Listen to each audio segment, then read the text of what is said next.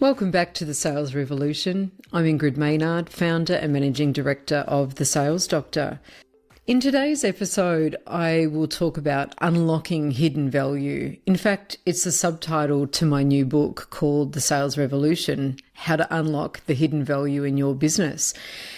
And I say hidden value because very often when companies come to me, they're looking for an uptick in their revenue when actually they should be addressing the whole equation, which is not just revenue, because that's an obvious way of improving bottom line, but then looking and making sure that they're preserving margin and they're also preserving net profit.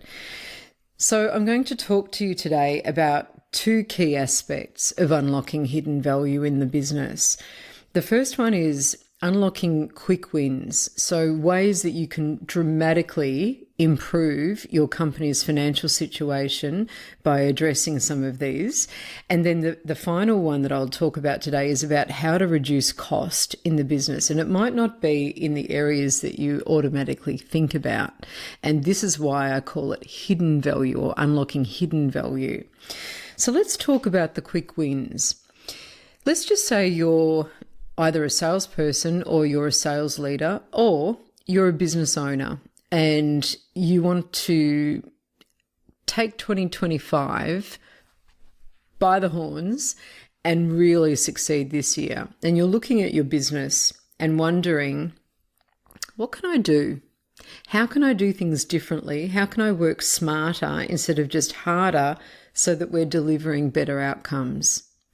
Well, there are some things that you can easily look to in your business. And obviously, the things that I'm mentioning, you might go, well, I don't have customer service in my business. Well, obviously, these things, you just cherry pick the things that are going to work for you and the things that aren't going to work for you. Take what you like, leave the rest. So I am going to talk about customer service here because customer service is one of those hidden gems in any business. If you've got a phone-based customer service team, in my opinion, you need to put them to work in a different way, and they will be absolutely waiting for you to do this because they come with so many skill sets that salespeople absolutely love. Now, customer service people, if you're listening, don't worry. I'm not talking about turning you into salespeople necessarily, although there should be a really close hand-in-glove relationship, in my opinion, between sales and customer service. Here's why. Customer service, they're the people that receive all of the calls. So when things go super well, they'll hear about it. And when things don't go that well, they'll definitely hear about it. But usually it sits in customer service and they're measured within an inch of their lives around KPIs, net promoter scores, etc. However, the bit that's missing, and this is where the opportunity lies for organisations, is in the insights that they can bring back to the sales team to go off and address with their customer base and also with their prospect base so that they can improve not only what they're able to sell, but also they can improve things like shortening sales cycles, they can improve conversion rates, they can improve service in general and the experience in general, which leads to greater retention. Customer service is an absolute gem. Also, sales needs to make sure that it's doing what it needs to do in order not to pass down problems into customer service. And that comes down to salespeople not over-promising and then under-delivering, or saying that we can do something knowing that they're not the ones that are going to have to pick up the pieces when that solution that they've just promised that they can do is rolled out. If you know as a salesperson that that's going to deliver downstream impact into customer service, that's unfair and it's not a great experience for our customers. And that must be foremost in our minds whenever we're formulating a solution and delivering that through a proposal or a presentation. So that's the first area that I would absolutely be looking at for some quick wins. The other thing too is when customer service is speaking to our customers, they can be listening for more buying signals. They can be listening for growth opportunities. Now, they don't have to ask about those growth opportunities, but they're going to be getting all of this information. And if you have tasked their RASs, their reticular activating systems, by giving them things to listen out for, then when they're having those conversations and they hear them, they can make note of them, and then they can feed them back into sales. And sales can go, right, with that account, I can now ask them about what they're doing when they're opening up this new office, or when they're growing their team, or when they're adding another product line to their range of services, for example. So customer service is usually filled with hidden gems. So I'd start there. The second thing that I would do, and particularly in a tight market, is to fortify and protect existing accounts. One of the best ways to shore those up is to make sure that our competitors can't come in and undercut us or buy market share. Now, that's happening across the board at the moment. I was at a client's yesterday and they were saying that they're in the final stages of negotiation with a $1.8 million opportunity for them. And this customer was saying that the competitor has actually gone in and said, we'll guarantee 25% saving if you go with us. Now, the fantastic thing was that this salesperson was armed with the information that this is a tactic by this company. She was expecting it, and she was able to just talk the customer through it like a boss. So what she did was she said, well, I've heard all of that before. This is a tactic used, and this is how they get out of it. So they're doing that so that they get you in. They're going to lock you in for 3 years. And then what they're going to do is look for all of the opportunities to explain to you why they couldn't do that it's all outside of their control, and that there were unmitigated circumstances that made them have to increase their costs to you and pass them on to you. So it sounds good, but you need to be prepared for that. So what I would be doing instead is not only loving our customers so that they know that they're appreciated, they're thought of, that we're preempting their needs, but that we're also putting a ring around it. And what I mean by that is contracting them in for a certain time period and having service level agreements over that contract period. Without a contract, I would say, well, then you are leaving that last line of defence well and truly open, because you can treat someone really, really well, but let's just say things change at the top and someone wants to bring in a competitor that they've worked with before, you leave yourself exposed. So I would definitely be putting those service level agreements and contracts in place for 1, 2, 3, maybe up to 5 years, depending on the type of business that you're operating. The other area for quick wins is to grow existing accounts. Now, account managers should be doing that anyway, but this comes back to that first area of customer service. Now, if you're growing existing accounts, there's profit on profit here. Number one, you don't have to go out and spend valuable marketing dollars on trying to win new business, but you need to really work the customers that you already have. And that might mean just speaking to other areas in a business, not only to round out your insight, which I would say most account managers should be doing anyway, but also listening for those growth opportunities elsewhere in the business so that you can identify, well, whether there might be space for you to add another service that you provide to another area of the business. It might be that. Or it might be that they need more of what you're doing in another area of the business or in that same area of the business, particularly if they're taking on new staff. That's a really good indication there. And then, it's only upside. And then the final one, which a lot of salespeople will be going, no, is increase your prices. Now, salespeople will be saying no because they hate explaining price increases to existing customers and to new customers. It's not so bad with new customers, but with existing customers, obviously there's a little bit of sticker shock, but increasing prices year on year is something that your customers should come to expect from you, because it's reasonable, particularly when the cost of doing business is going up. You need to have a really well-oiled way of saying that, of speaking to those price increases. My suggestion would be, if you're signing people up year on year, is just to say we review our prices every year, and just going forward, so we're doing this, which means that we can continue to deliver you these outcomes because we're looking after our business. We want to be here. We don't want to be sacrificing. And if you're in sales, my goodness, you need to make sure that you're comfortable talking about price increases.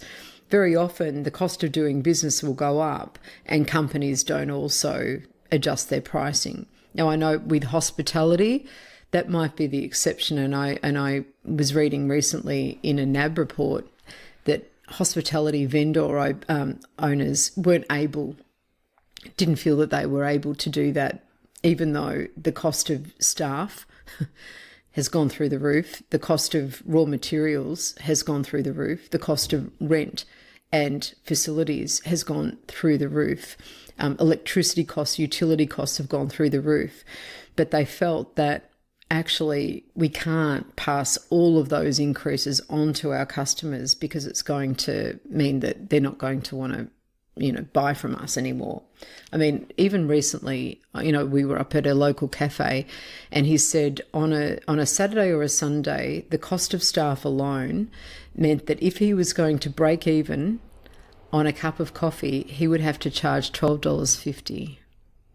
Isn't that unbelievable? So that's what I'm saying. So when I say these suggestions, you then have to take the common sense approach to my suggestions. So if you're that cafe owner, it's not going to work, right? But if you're selling technology, if you're selling freight management, if you're selling training solutions, if you're selling consulting, then you absolutely need to take those things on board. So they're the quick wins that are going to give you upside. Now, on the other side, reducing cost, there are 3 things that I'm going to suggest to you. The first one is to shrink sales cycles. Now you might go, well, how's that costing me? It's costing you because you're losing revenue in the current quarter or in the next quarter. Every single time an opportunity decision blows out into either the next month or the next quarter, it means that cash isn't coming into your business. And I know that that's 1 + 1 = 2, accounting 101. However, we need to also arm our salespeople with better skills so that they can expedite that decision-making cycle significantly. And that means that they need to have influencing skills so that they get their customers making decisions faster. And that comes back down to trust. But also there are some techniques around that. The other skill that I would be suggesting that they start to build, and it's something that I teach, is around getting people to take action, because people can make a decision, but a decision isn't actually an action, believe it or not. A decision is just a decision in someone's mind. It's a thought. It's a positive one. We can't get action until we've made a decision. But people can want to work with you and then don't do anything about it for lots of reasons, right? So we need people to decide, and then we need people to then take action on that. And there are some techniques that salespeople can learn in order to do those things. The second one is to solve the root cause of what's going on and why something is costing money. Let me talk to you about an example of a client of mine. Now, they're actually working with me on a trusted advisor program for their internal service providers, people who have no relationship with actual sales at all. So they're HR business partners, they're finance providers, and they're also people in tech. Okay, now they're never going to be salespeople, but they have internal customers that they deliver service and value to. And they don't necessarily think that they do, but they do.